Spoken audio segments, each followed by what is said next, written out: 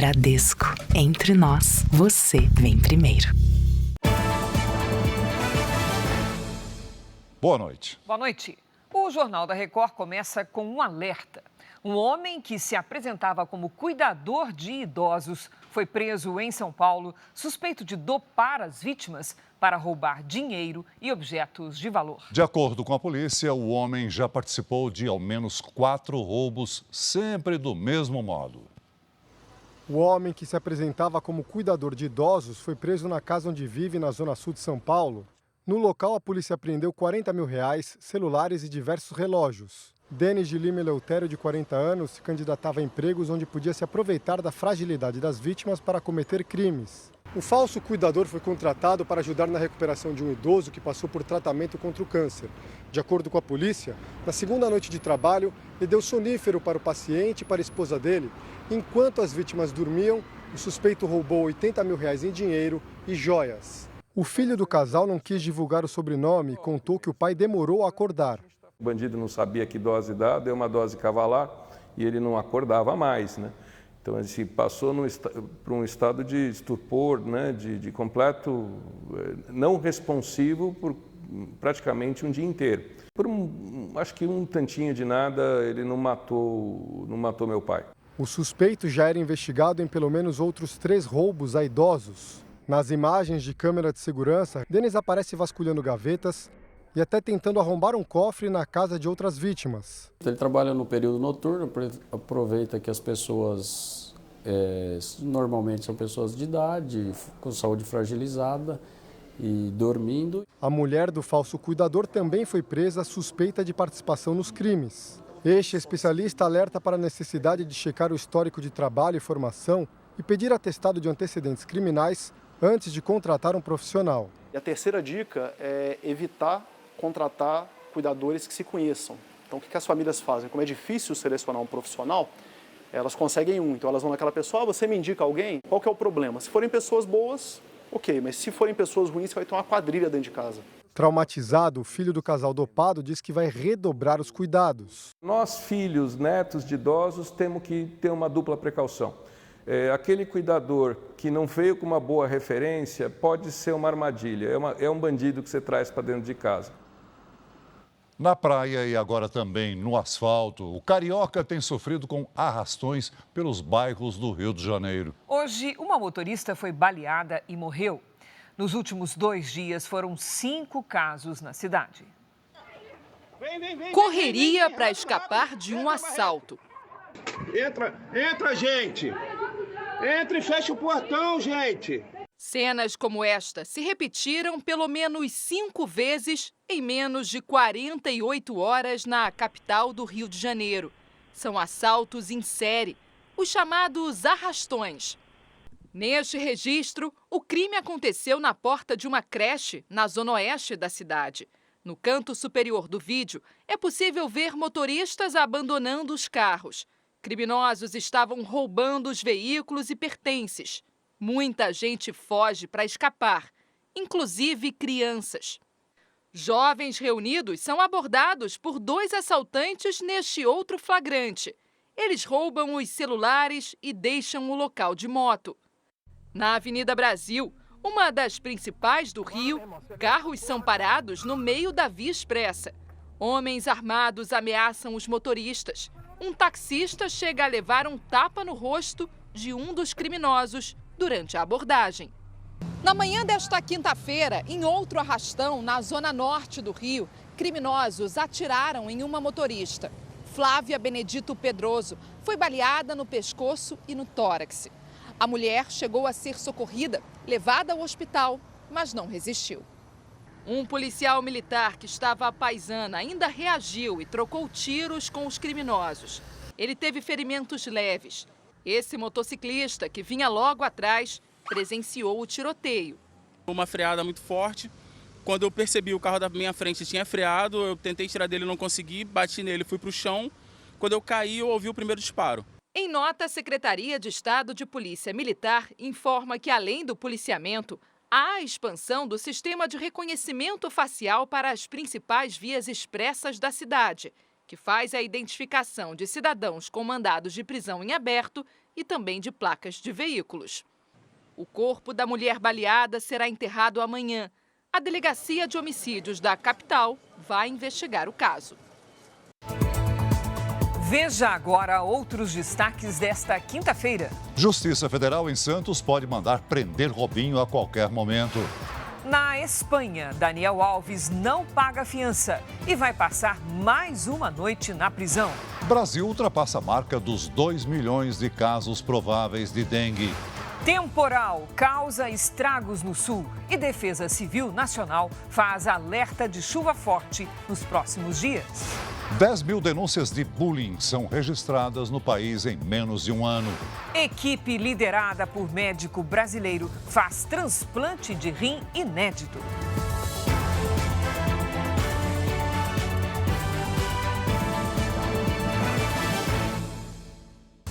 Oferecimento Bradesco. Dica de investimento com a Bia no app é fácil.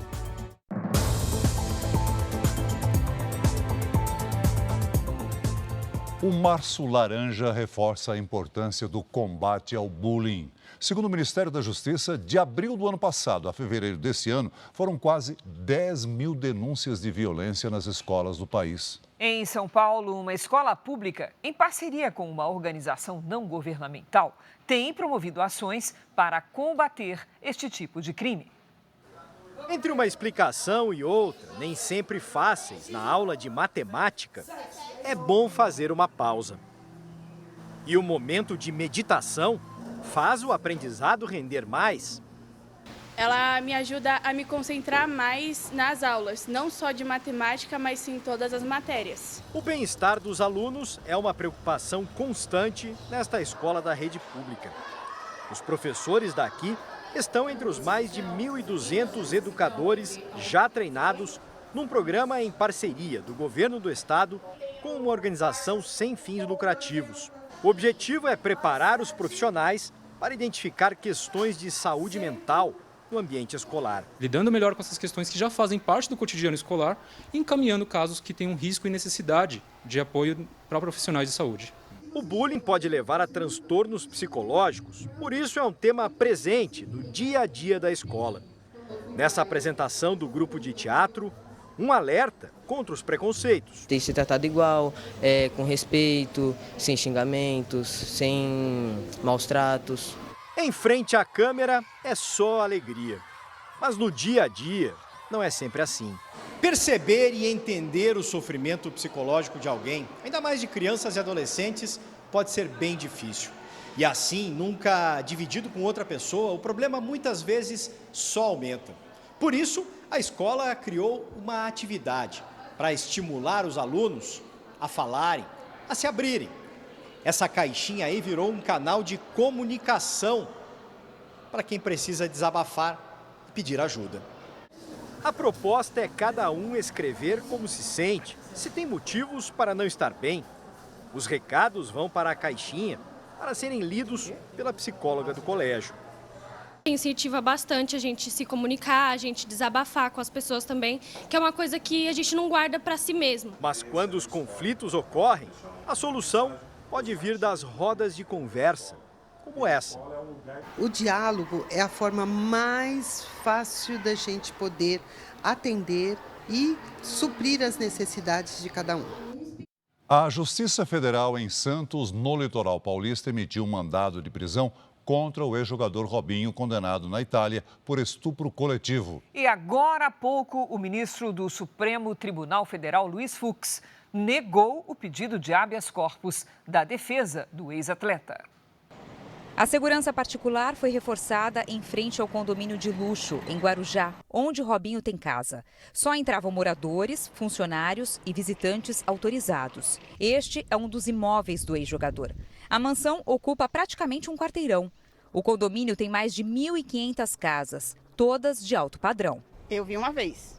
Ele estava jogando bola com os filhos. perto do parquinho. A Justiça Federal em Santos já expediu mandado de prisão contra o ex-jogador.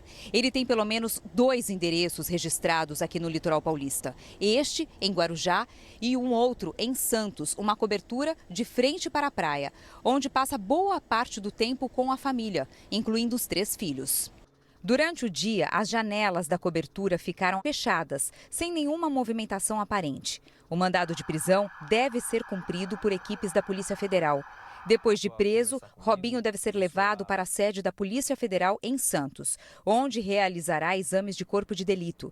Depois, deve passar por audiência de custódia e encaminhado a uma penitenciária ainda não definida. Robinho foi condenado pela justiça italiana a 9 anos de prisão pelo crime de estupro coletivo. Segundo a acusação, ele e outros 5 homens teriam violentado uma mulher de origem albanesa numa boate em 2013. No ano passado, o governo da Itália pediu ao governo brasileiro que Robinho cumprisse a pena aqui no país. O ex-atleta alega que todo o contato que teve com a vítima aconteceu de forma consensual. E Robinho foi preso agora à noite. O Superior Tribunal de Justiça enviou hoje à Justiça Federal em Santos os documentos que autorizam a prisão de Robinho. A determinação para a Justiça Federal em Santos realizar a prisão de Robinho foi assinada pela presidente do Superior Tribunal de Justiça, Maria Tereza de Assis Moura. O documento autoriza que se inicie de imediato a execução de sentença condenatória conforme voto do relator. Ontem, a maioria dos ministros da Corte Especial do Superior Tribunal de Justiça considerou constitucional o pedido das autoridades italianas para Robinho cumprir a pena de 9 anos de prisão no Brasil por participar de um estupro coletivo. A defesa do ex-jogador acionou o Supremo Tribunal Federal para evitar a prisão até que se esgotem todos os recursos. O relator do pedido é o ministro Luiz Fux. Na ação, os advogados afirmaram que permitir a imediata prisão do atleta, independentemente do trânsito em julgado, afronta a jurisprudência do Supremo. A defesa de Robinho também diz que o Supremo Tribunal Federal pode rever a decisão do Superior Tribunal de Justiça, porque o pedido do governo italiano afronta a Constituição brasileira. O ministro Luiz Fux negou agora à noite o pedido de habeas corpus da defesa de Robinho. O ministro do STF considerou que já houve o trânsito em julgado da condenação na Itália e que não cabe a tese de que o cumprimento da pena no Brasil seria inconstitucional. Fux também afirmou que a execução da pena aqui no país evita a necessidade de um novo processo e julgamento pelos mesmos fatos. Daqui a pouco, novas informações sobre a prisão de Robinho. Agora, o caso Daniel Alves. O pai de Neymar negou hoje que vai ajudar o ex-atleta a pagar a fiança na Espanha. O jogador ainda não conseguiu reunir o dinheiro necessário e vai passar pelo menos mais esta noite na cadeia. O dia foi de espera para os jornalistas em frente à penitenciária Brians 2 em Barcelona. Apesar da expectativa, os advogados de defesa disseram que não conseguiram reunir o valor da fiança de 1 milhão de euros. O equivalente a 5,5 milhões de reais. Hoje, o pai de Neymar divulgou uma nota. Em um primeiro momento, ajudei Dani Alves, escreveu. Neste trecho, ele parece se referir à indenização de 800 mil reais paga à vítima ainda durante o curso do processo. Neymar pai então prosseguiu. Neste segundo momento, em uma situação diferente da anterior, em que a justiça espanhola já decidiu pela condenação, estão especulando e tentando associar meu nome e do meu filho a um assunto que hoje não nos compete mais. Espero que o Daniel encontre junto à sua própria família todas as respostas que ele procura. Agora, ponto final. Sem a ajuda de Neymar pai e com as contas bloqueadas, Daniel Alves busca uma alternativa para conseguir deixar a cadeia. A defesa quer usar o dinheiro que o jogador vai receber de volta da Fazenda da Espanha, órgão similar à Receita Federal do Brasil.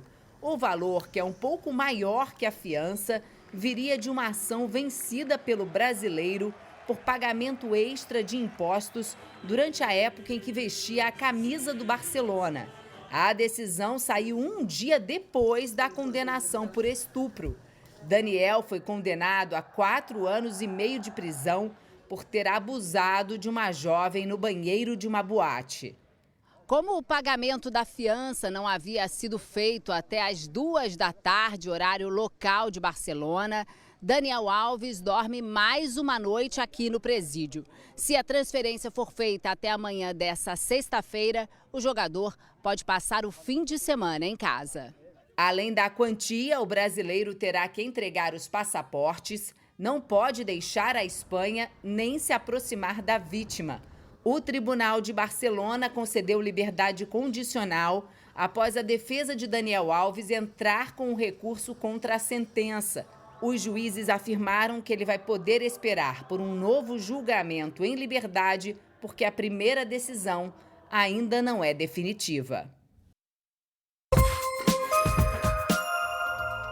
Os dados do censo 2022 do IBGE revelaram que mais de 58 mil imóveis estão desocupados em São Paulo.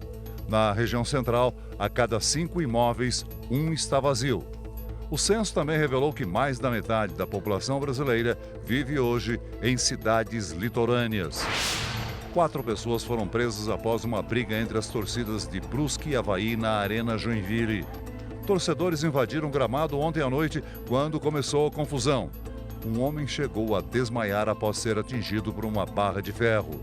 A polícia reagiu com balas de borracha. Os feridos foram atendidos e liberados. Apenas 35,3% do público-alvo da vacinação contra a dengue foi imunizado. A campanha iniciada em fevereiro pretende vacinar mais de 1.200.000 crianças e jovens de 10 a 14 anos. O Brasil já atingiu a marca de 2 milhões de casos prováveis de dengue, com quase 700 mortes já confirmadas. Os Estados Unidos apresentaram um projeto de resolução no Conselho de Segurança das Nações Unidas para um cessar-fogo imediato na faixa de Gaza. A informação foi confirmada pelo secretário de Estado americano, que está em viagem ao Oriente Médio. A trégua nos combates teria duração de 6 semanas e todos os israelenses sequestrados pelo grupo terrorista Hamas seriam libertados. O plano foi discutido entre o secretário de Estado americano, Antony Blinken, e o presidente do Egito, Abdel Fattah el-Sisi, nesta quinta-feira, no Cairo. Amanhã, Blinken vai se encontrar em Tel Aviv com o primeiro-ministro Benjamin Netanyahu e o gabinete de guerra israelense. Esta é a 6ª viagem do secretário de Estado americano ao Oriente Médio desde o início da guerra. Segundo a Casa Branca, os Estados Unidos querem coordenar um plano de longo prazo para a faixa de Gaza, que deixe os terroristas do Hamas sem poder no território. Enquanto um plano de paz não é colocado em prática, o exército de Israel prossegue a ação no maior hospital de Gaza. Segundo os militares, cerca de 140 terroristas ligados ao Hamas foram mortos no hospital Al-Shifa. Em Tel Aviv, os governadores de São Paulo, Tarcísio de Freitas, e de Goiás, Ronaldo Caiado, deram prosseguimento à visita a Israel e se reuniram hoje com o ministro das Relações Exteriores, Israel Katz. A Record Belém está de cara nova, de casa nova. Um novo prédio cercado de tecnologia vai garantir programação de qualidade para o telespectador do norte do Brasil. E a Salsi Lima, que é do Pará, mostra agora para a gente a inauguração. Boa noite, Salsi. Boa noite, Celso. Boa noite, Cris. Boa noite também a você que acompanha o Jornal da Record. E eu falo com vocês já do novo prédio da Record Belém, onde neste momento acontece a inauguração da nova sede da emissora que faz parte do dia a dia dos paraenses. São cerca de 260 convidados, incluindo autoridades do Pará, diretores e executivos da Record de diversas capitais. Representantes do mercado publicitário e grandes anunciantes também foram convidados. E, claro, estrelas do elenco da Record, como Ana Hickman, que vai comandar o evento ao lado do apresentador Marcos Pimenta. O novo prédio da Record Belém é um marco na região norte do país. São 4 andares com tecnologia de ponta, novos estúdios, cenários e equipamentos modernos. Tudo para levar as notícias com a qualidade que o telespectador da Record merece. E você acompanha todos os detalhes agora na reportagem. Em quase 3 décadas de história, a Record Belém criou uma relação de confiança e carinho com o paraense. A Record está no coração dos paraenses. Lá em casa a gente sempre acompanhou o jornalismo e a programação da Record e de tanto acompanhar vocês, essa paixão, esse amor foi fluindo de forma natural. O Pará responde por quase metade da economia da região norte do Brasil. Entre os destaques está a produção de quase 90% de açaí do país. Tem ainda as belezas naturais de um estado amazônico. Um labirinto de rios formam belas paisagens e servem de atração turística internacional. E a capital do estado ainda foi escolhida como sede da COP30, a Conferência das Nações Unidas sobre Mudanças Climáticas, marcada para o ano que vem. Para ficar à altura de tantas atrações, a Record Belém investiu em uma nova sede e criou a mais moderna emissora de TV multiplataforma do norte do país. Foram 14 meses de uma obra complexa, que teve a participação de mais de 100 profissionais. O resultado é um prédio compacto, moderno e sustentável, distribuído em 4 andares e 1.600 metros quadrados. Os estúdios agora são bem maiores. As câmeras robóticas, equipamentos de alta definição. 4 programas vão ser apresentados desse espaço. Modernidade e tecnologia para garantir agilidade e principalmente qualidade na transmissão dos conteúdos para os paraenses. Já os cenários interativos e dinâmicos vão aproximar ainda mais os apresentadores do telespectador. O núcleo de jornalismo também ganhou um novo espaço. Uma redação integrada com 230 metros quadrados e ilhas de edição modernas. Uma outra novidade é esta sala conectada à redação, que foi construída especialmente para a produção de podcasts para as multiplataformas da Record. Imagens e sons serão capturados por uma câmera robótica, com trilhos para movimentos de cenas. Você ter equipamentos mais avançados, você ter a possibilidade de melhorar aquilo que já existe, né? Investimento na estrutura imagética, na estrutura que você vai exibir. Então tende sim a gerar impacto junto às pessoas que assistem, junto ao mercado publicitário. A nova casa também vai abrigar os setores comercial, de marketing e toda a estrutura de uma empresa reconhecida pelo mercado publicitário. A Record sempre acreditou e vai continuar acreditando no Brasil. A gente sempre está investindo, principalmente em pessoas. Essa nova sede aqui vai permitir mais tecnologia, mais capacidade produtiva e vai permitir um melhor ambiente de trabalho para as pessoas que produzem aqui no norte do Brasil. Quem adorou as novidades foram os fãs da Record Belém.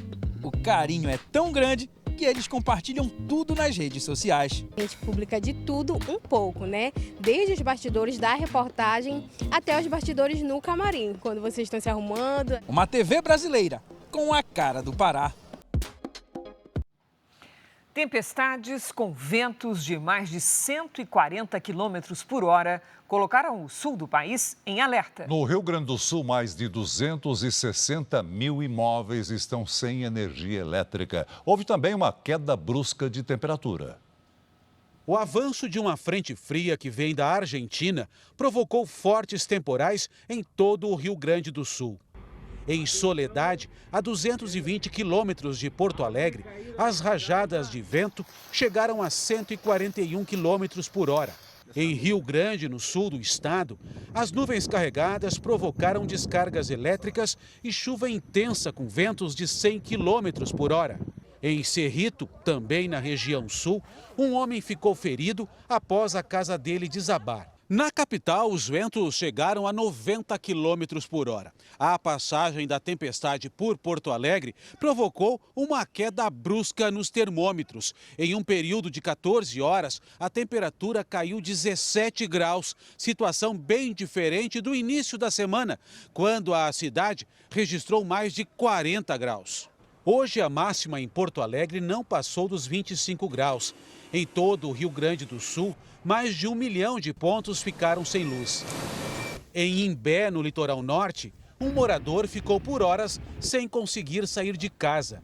O portão foi bloqueado por galhos que caíram com o vento. A tempestade também atingiu outros estados. Moradores de Chapecó, em Santa Catarina, registraram a formação de uma nuvem gigantesca que anunciava a chegada do temporal. Na Universidade de Chapecó, o vento arrancou uma árvore centenária pela raiz. Problemas também no Paraná, onde 76 mil imóveis ficaram sem energia.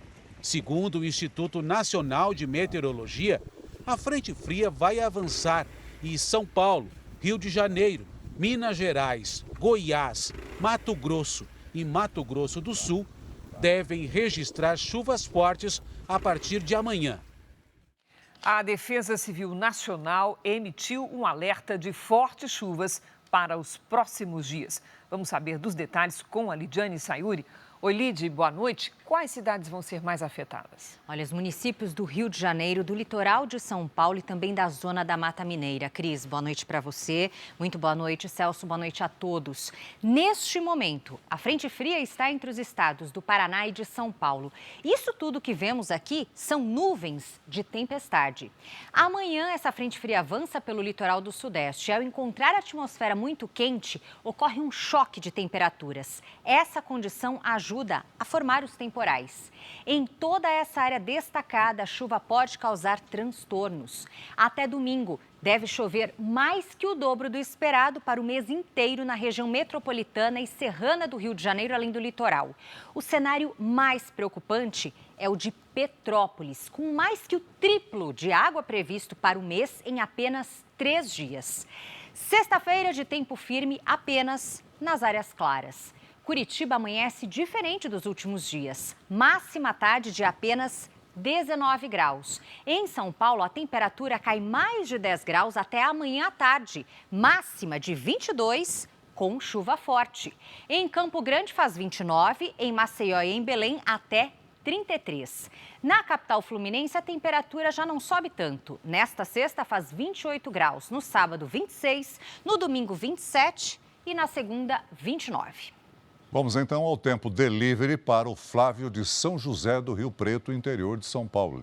Vamos lá. Flávio, boa noite. As temperaturas ficam mais amenas e pode chover forte a qualquer hora. Na sexta e no sábado, 27 graus. No domingo, faz até 28. Agora a vez da Márcia de Arapongas, Paraná. Márcia, seguinte, o calor diminui. Até domingo faz 28 graus à tarde. E tem alerta de temporais amanhã, se cuide. Mande também seu pedido pelas redes sociais com a hashtag você no JR Participe do Tempo Delivery.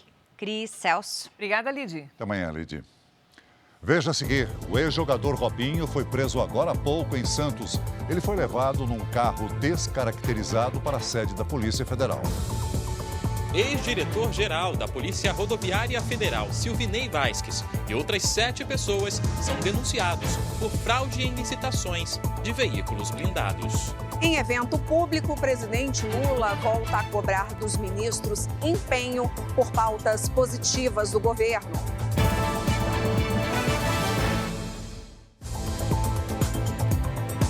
A Polícia Federal prendeu agora há pouco o ex-jogador Robinho no litoral de São Paulo. A repórter Fernanda Burger tem as informações ao vivo. Boa noite, Fernanda. Boa noite, Cris. Boa noite, Celso. A Polícia Federal em Santos confirmou ter cumprido o mandado de prisão contra o Robinho agora à noite. O ex-jogador estava no prédio onde mora em Santos e foi levado pelos agentes à sede da PF na mesma cidade. Robinho vai passar por exame de corpo de delito no Instituto Médico Legal e depois por uma audiência de custódia. Ainda hoje ele deve ser levado para o presídio de Tremembé. Também hoje, o Supremo Tribunal Federal negou o habeas corpus solicitado pela defesa dele.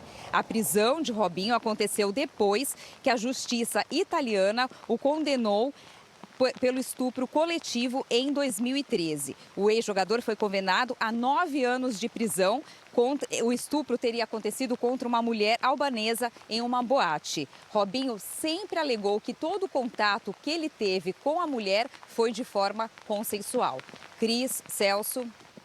Muito obrigada pelas informações, Fernanda. Vá se proteger da chuva. 90 brasileiros integram a lista da Interpol com nomes de criminosos mais procurados no mundo. E essa não é a única relação de procurados usada para prender foragidos da justiça. Na lista de procurados mais acessada do mundo, a da Interpol, aparecem os nomes de 90 brasileiros. Entre eles, os 2 fugitivos do Presídio Federal de Mossoró, no Rio Grande do Norte, Deibson Cabral Nascimento e Rogério da Silva Mendonça, recebem o alerta vermelho da Polícia Internacional.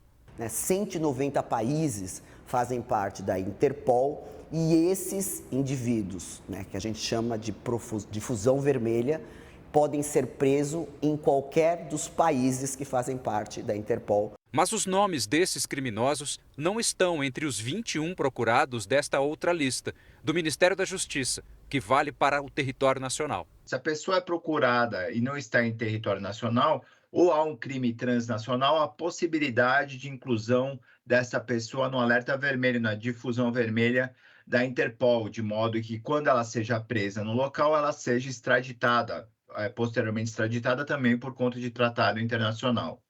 A lista do Ministério da Justiça é abastecida com informações enviadas pelos estados e traz nomes como o de William Alves Moscardini, o baixinho, condenado por roubo, e Sônia Aparecida Rossi, a Maria do Pó, envolvida com tráfico de drogas. Estas informações são atualizadas a cada 6 meses, prazo que a desembargadora do Tribunal de Justiça do Estado de São Paulo define como necessário para o trabalho da Justiça. Um indivíduo que tem uma prisão preventiva decretada e eventualmente é condenado e se determina a prisão dele agora por sentença e ele se mantém evadido o tempo todo, não acontece em 6 meses. Esta promotora de justiça acha que as informações poderiam ser atualizadas com mais rapidez. Eu acho que há uma relativa velocidade, mas não a necessária e importante para que a gente cumpra exatamente no mesmo momento todas as etapas do processo. Qualquer pessoa pode ter acesso às listas que estão disponíveis na internet e visualizadas na palma da mão. A orientação do Ministério da Justiça é fazer a denúncia pelo 190 da Polícia Militar e não é preciso se identificar. Para este promotor, é preciso que as informações dos estados sejam o mais rapidamente possível. Demora na alimentação dos dados pelas falhas apontadas, ocasiona, melhor dizendo, uma incongruência das informações, podendo a pessoa constar como procurado em um estado e determinado estado não, e esse estado pode ser deficitário na alimentação do Sistema Nacional, do Banco Nacional de Mandados de Prisão. Viralizou na internet a informação de que o Ministério da Justiça e Segurança Pública estaria recebendo informações de uma facção criminosa na busca por 2 detentos que fugiram do Presídio Federal de Mossoró, no Rio Grande do Norte. O monitor JR checou a informação e ela é falsa. No dia 13 de março, o ministro Ricardo Lewandowski disse em entrevista coletiva que as forças de segurança identificaram que os integrantes de uma facção criminosa estão ajudando os fugitivos e não auxiliando o governo federal nas buscas. Após a repercussão negativa, uma página que publicou a falsa notícia se retratou. As buscas pelos 2 detentos continuam e você pode acompanhar e sugerir a checagem de informações no Monitor R7, do portal r7.com. O presidente Lula lançou hoje um programa do governo federal voltado a jovens negros. Nosso time em Brasília acompanhou e Luiz Fara Monteiro traz os detalhes. Olá, Fara, boa noite. Oi, Cris, boa noite a você, ao Celso e a todos que acompanham o Jornal da Record. O presidente aproveitou esse evento para cobrar empenho dos ministros. Hoje o governo anunciou a maior arrecadação com impostos em 30 anos. O presidente Lula participou do lançamento do programa voltado à juventude negra em Ceilândia, região administrativa do Distrito Federal. Serão 18 ministérios envolvidos e 665 milhões de reais investidos em áreas como segurança, educação, saúde e assistência social. O presidente aproveitou o evento para voltar a cobrar dos ministros mais engajamento na divulgação de pautas positivas do governo. Todo mundo aqui tem a obrigação de colocar esse programa Juventude, Plano de Juventude Negra Viva, no cotidiano do discurso de vocês. Porque se cada um falar apenas aquilo do seu ministério, as pessoas não sabem. Se cada um só falar das suas coisas do seu ministério, não adianta um programa com 18 ministros. Hoje, o governo divulgou que a arrecadação do mês de fevereiro foi a maior dos últimos 30 anos. Segundo a Receita Federal, a alta é resultado do aumento das contribuições previdenciárias, a taxação dos combustíveis e a tributação de fundos de investimentos exclusivos. O Ministério da Fazenda também divulgou que manteve a estimativa de crescimento do PIB, o Produto Interno Bruto do país, em 2,2% para este ano. E a inflação deve chegar a 3,5%. O presidente Lula tem 15 dias para resolver uma questão delicada. O projeto aprovado pelo Congresso, que acaba com as chamadas saidinhas dos presos, agora depende de sanção presidencial. Lula e o ministro da Justiça, Ricardo Lewandowski, são contra o fim das saidinhas. Mas como o projeto foi aprovado por ampla maioria no Congresso, a avaliação é de que o veto traria desgaste político para o governo. No fim da tarde, Lula recebeu produtores de frutas na Granja do Torto para um churrasco. O encontro é uma resposta ao setor, que reivindica mais aproximação com o presidente. A Câmara dos Deputados aprovou o texto base do projeto de lei que muda o ensino médio. A proposta altera a carga horária e o número de disciplinas obrigatórias. Em vigor desde 2022, o novo ensino médio é alvo de críticas do governo desde a posse do ministro da Educação, Camilo Santana. Em outubro do ano passado, o Executivo enviou ao Congresso um projeto com alterações no atual modelo. A carga horária de aulas foi aumentada e algumas disciplinas se tornaram optativas. Agora, pelo texto aprovado na Câmara, os estudantes terão que cursar 3.000 horas de disciplinas ao longo dos 3 anos de ensino médio. Mas a carga horária obrigatória passa de 1.800 para 2.400 horas. Com isso, a carga horária das disciplinas optativas cai de 1.200 para 600 horas. Hoje, português, matemática, educação física, arte, sociologia e filosofia fazem parte do ciclo obrigatório em todos os anos do ensino médio. Se o Congresso aprovar as mudanças, inglês, biologia, física, química, geografia e história também passam a ser obrigatórias. O projeto foi aprovado em votação simbólica, quando não há registro nominal dos votos. O ministro da Educação, Camilo Santana, esteve pessoalmente aqui no plenário para garantir que as alterações propostas pelo governo fossem acatadas pelo relator, deputado Mendonça Filho. O parlamentar foi ministro da Educação do governo Temer em 2017, quando o novo ensino médio foi elaborado. Ele defendia uma fatia maior de disciplinas optativas, como forma de tornar o ensino médio mais atrativo para os estudantes. Mas depois de um acordo costurado pelo presidente da Câmara, Arthur Lira, o relator Mendonça Filho aceitou as sugestões do governo. Agora, o texto precisa ser aprovado pelo Senado e sancionado pelo presidente Lula ainda no primeiro semestre para que as mudanças passem a valer já a partir do ano que vem. Eu fico por aqui e você pode acessar o r7.com para saber mais notícias de Brasília. Voltamos ao estúdio em São Paulo. Cris? Valeu, Fara. Veja a seguir.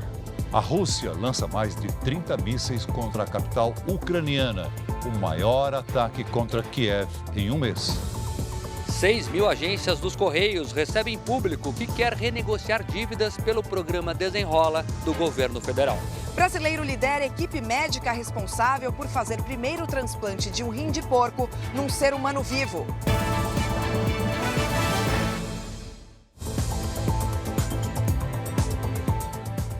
Você viu aqui no JR denúncias contra uma dentista suspeita de deformar o rosto de várias pacientes ao realizar procedimentos estéticos. Agora, uma dona de casa diz que a dentista usou óleo de silicone, substância proibida, para corrigir olheiras.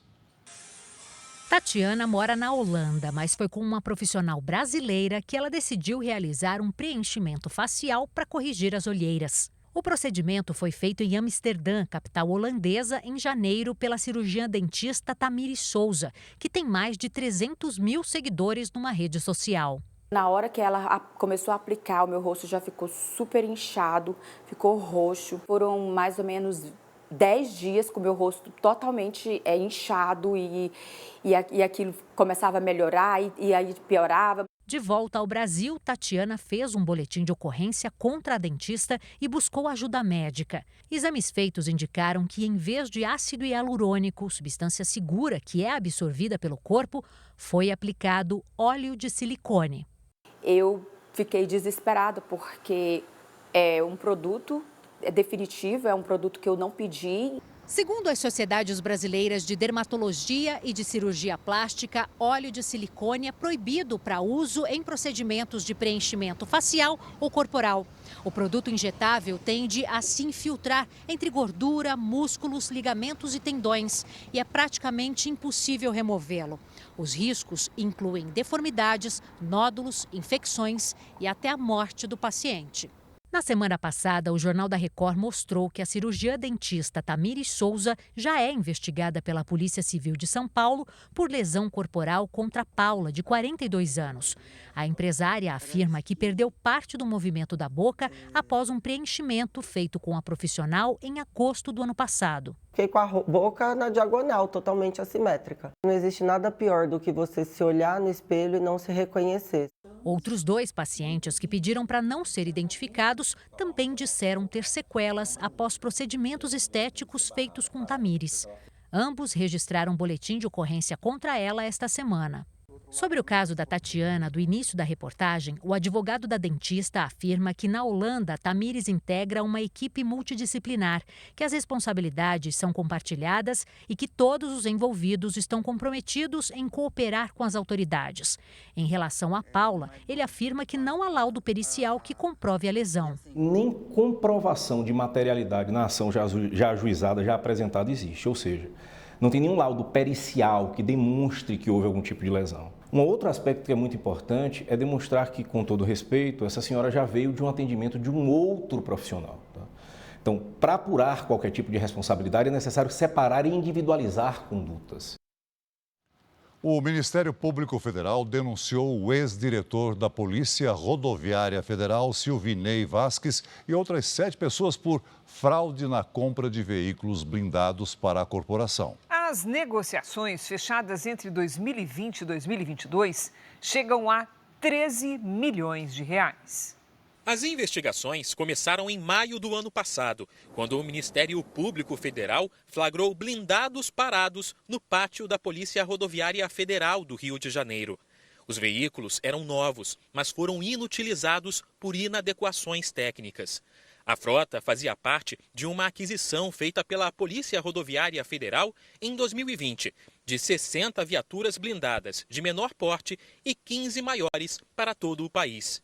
Mas os procuradores sustentam que uma perícia feita nos veículos apontou falhas graves de proteção.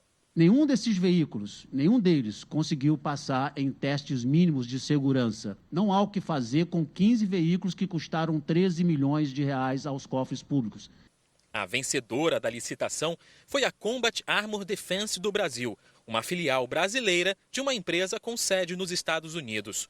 O nome da companhia é citado no relatório final da CPI do Congresso Nacional dos Atos de 8 de janeiro. As investigações apontaram que a matriz americana funcionava como uma empresa de fachada, sem qualquer atuação no ramo de blindados, apenas para facilitar a atuação no Brasil. Os procuradores pediram a prisão de Maurício Junot de Maria, ex-CEO da empresa, e do filho dele, Cauê da Glória Gonzaga. Também foram denunciados por fraude nas licitações o ex-diretor-geral da PRF, Silvinei Vasquez, e o ex-chefe de gabinete do Ministério da Justiça durante a gestão de Anderson Torres, Antônio Ramírez Lorenzo, além de 4 policiais rodoviários federais. Anderson Torres não é citado na denúncia. Silvinei Vasquez está preso desde agosto do ano passado por suspeita de interferência nas eleições presidenciais de 2022. O Ministério Público Federal pediu o congelamento dos 13 milhões de reais que já foram repassados pelo governo brasileiro para a Combat, referente aos blindados inutilizados. Outros contratos também são analisados. A preocupação é com mais prejuízos para os cofres públicos. Desde 2019, a empresa já forneceu blindados para 9 instituições do país. como tribunais da Justiça Federal, Polícia Federal e Ministério Público Militar.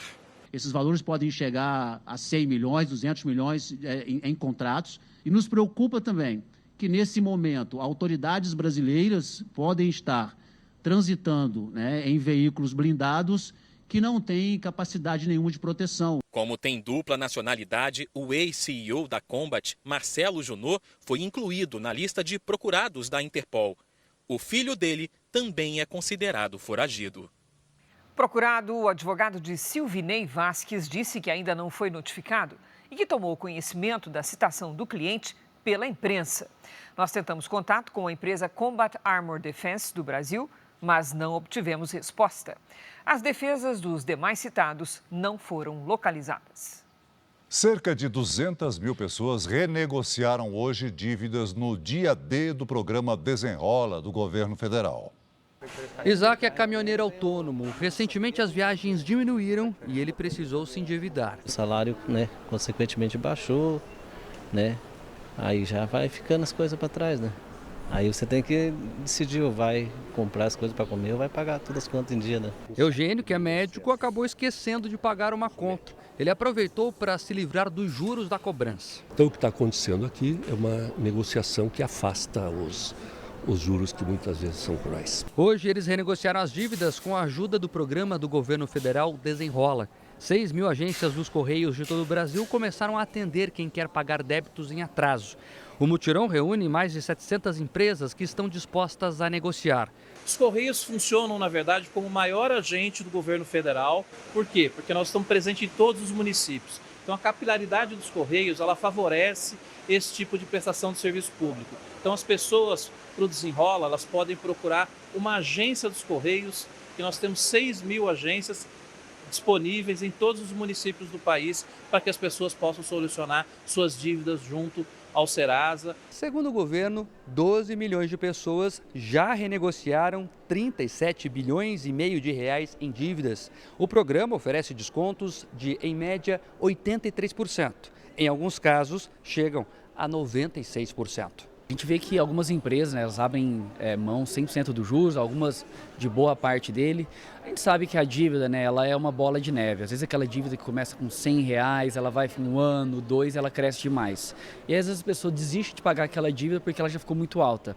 Nesses feirões a gente vê inúmeros casos de pessoas que tinham dívidas enormes e que descontos de até 95%, 99% conseguem finalmente resolver aquilo lá e dormir tranquilo. Os pagamentos podem ser parcelados sem entrada em até 60 vezes. A chance de renegociação vai até o próximo dia 28.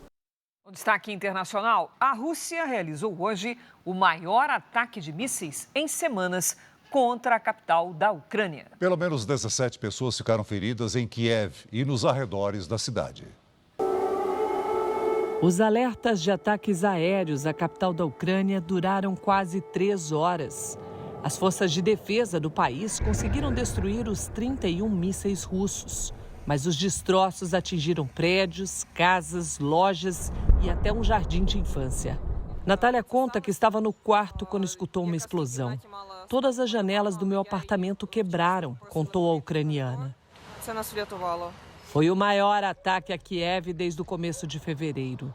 O presidente Volodymyr Zelensky voltou a pedir que os países ocidentais enviem mais sistemas de defesa contra mísseis e drones. Os bombardeios aconteceram no mesmo dia em que a União Europeia voltou a discutir uma proposta para destinar à Ucrânia o lucro dos recursos da Rússia que foram bloqueados durante a guerra. As autoridades europeias estimam que o montante seja equivalente a 1 trilhão e 150 bilhões de reais e que o rendimento por ano seja de 10 bilhões de reais. A proposta foi defendida hoje pelo primeiro-ministro belga, Alexander De Croo. O objetivo, segundo o premier, seria comprar armas para o exército ucraniano e enviar ajuda humanitária aos civis. A Rússia prometeu retaliação à medida. De Croo e outros líderes mundiais se reuniram nesta quinta-feira em uma cúpula em Bruxelas para debater o uso da energia nuclear. Os líderes defendem que a tecnologia pode combater as mudanças climáticas por ser uma fonte de energia menos poluente. E nos Estados Unidos, um médico brasileiro comandou um transplante inédito que aproveitou um rim de porco para salvar a vida de uma pessoa. A equipe médica se reuniu no Hospital Geral de Massachusetts, em Boston, para informar o sucesso da cirurgia de 4 horas. O paciente é um homem de 62 anos com doença renal crônica terminal. O transplantado se recupera bem e deve receber alta nos próximos dias. Um dos responsáveis pela cirurgia conta que no momento em que o órgão do porco começou a funcionar no corpo humano, todos na sala de operação começaram a aplaudir. Aplausos. O brasileiro Leonardo Riella liderou o procedimento inovador. Em inglês, o médico conta que a quantidade de pessoas na fila por um transplante nos Estados Unidos é 5 vezes maior que o número de órgãos disponíveis. E por isso, muitos pacientes morrem enquanto esperam por um rim compatível. To get a transplant while on dialysis. O objetivo desse transplante é de fazer um estudo grande com mais pacientes para que a gente possa entender tanto a médio e longo prazo o que se esperar, quais seriam as complicações e como a gente pode achar o melhor protocolo possível para isso acontecer, digamos, de uma forma mais frequente. Essa não é a primeira vez que um rim geneticamente modificado de um porco é transplantado para um ser humano. Mas, das outras vezes, as cirurgias foram feitas em pacientes com morte cerebral, como forma de pesquisa. Agora, o sucesso da técnica inovadora pode ser um divisor de águas na procura por novas fontes de doação de órgãos. Médicos também estudam a possibilidade do coração de suínos servir para humanos. 2 pacientes em estágio terminal receberam os órgãos. Esperamos que isso aí não seja só reproduzido aqui, mas seja reproduzido em outros lugares dos Estados Unidos, no Brasil e em outros lugares do mundo. E uma última informação, o ex-jogador Robinho deixou agora há pouco a sede da Polícia Federal em Santos e segue para o presídio de Tremembé, no interior de São Paulo. Essa edição termina aqui, à 00:30 tem mais Jornal da Record. Você fica agora com Reis, edição especial. E logo depois de Gênesis, você vai ter uma briga judicial entre o influenciador Luva de Pedreiro e seu primeiro empresário no Câmera Record. É imperdível. Ótima noite para você. Boa noite.